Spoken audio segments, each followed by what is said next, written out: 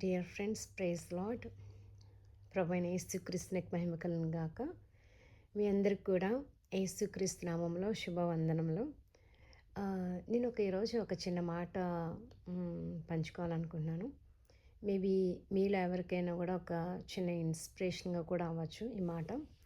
ఏంటంటే, నేను జనరల్గా ఫేస్బుక్లో కానీ, ఇన్స్టాగ్రామ్లో కానీ, లింక్డ్ఇన్లో కానీ, ఇంకా అదర్ సోషల్ వెబ్సైట్స్లో కూడా నేను ఒక చిన్న నెక్స్ట్ ఒక వాక్యంతో కూడినటువంటి చిన్న ఒక ఏముంటుందని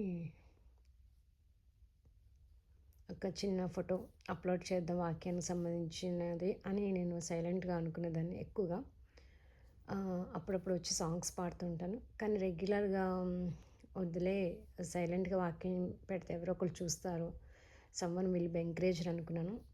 ఇలా చదువుతూ ఉండగా, ఇలా ఉంటూ ఉండగా నేను బైబిల్ చదువుకుంటున్నాను. ఒకరోజు నేను రోమన్స్ 10వ అధ్యాయము 18వ వచనంలో ఒకసారి నేను ఆ వాక్యం చదువుతాను.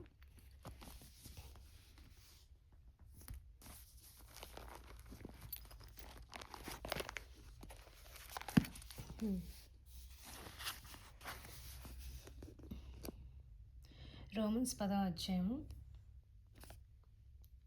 రోమీలకు రాసిన పత్రిక 10వ అధ్యాయము 18వ వచనంలో నేను చదువుతున్నాను. అయినను నేను చెప్పినది ఏమనగా, వారు వినలేదా? విన్నారు కదా.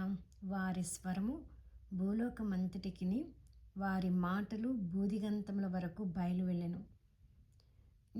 నాకు ఈ వాక్యం ఇది ఎందుకని ఒక కాన్సన్ట్రేషన్ వచ్చిందంటే, నేను వాక్యం చదివినప్పుడు ఒక్కొక్క అధ్యాయాన్ని ఒక 2-3 సార్లుగా, మేము ఒక్కొక్కసారి 4 సార్లు 5 సార్లుగా కూడా చదువుతాను. ఒకేసారి కాదు.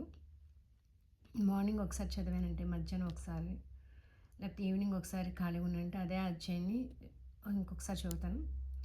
మళ్ళీ నాకు నడిపింపు వస్తే నెక్స్ట్ డే కూడా ఒక 2 సార్లైనా చదువుతాను. ఎందుకో తెలీదు. అలా కంటిన్యూస్గా ఈ రోమా అధ్యాయము 10వ అధ్యాయం, ఈ రోమా అధ్యాయం 10వ అధ్యాయం మాత్రమే కాదు, రోమాలో మామూలుగా ఒక్కొక్క అధ్యాయాన్ని కంటిన్యూస్గా నేను 4-5 టైమ్స్, ఒక్కొక్కసారి వీలైతే ఇంకా నడిపింపు వస్తే 7 టైమ్స్ 10 టైమ్స్ కూడా చదువుతాను.